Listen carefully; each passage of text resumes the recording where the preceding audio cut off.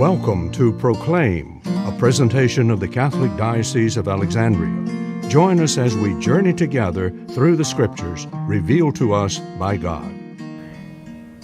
Good morning and welcome to Proclaim. And the text now that Matthew presents describing the ministry and even the person of John. He said,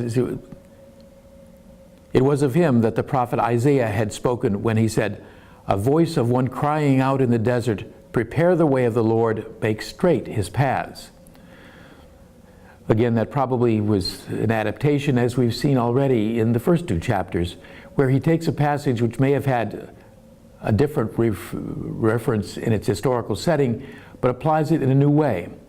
And it is interesting that if you look at the text itself, because the manuscripts which our Gospels are translated from did not have punctuation, did not have what we take for granted in terms of sentences and paragraphs. So a lot of that's a question of interpretation itself. And in fact, that quote from Isaiah, is it a voice that was crying in the desert, or the voice was crying, "In the desert, prepare the way of the Lord," which would certainly make a great deal of historical sense, because you couldn't travel through those areas of wilderness. They were rocky, they were hilly, they were very, very difficult.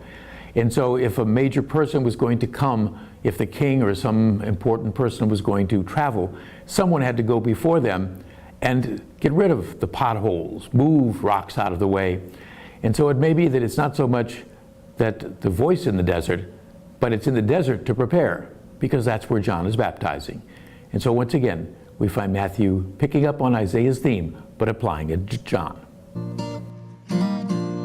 This program was brought to you by Kramer Funeral Home.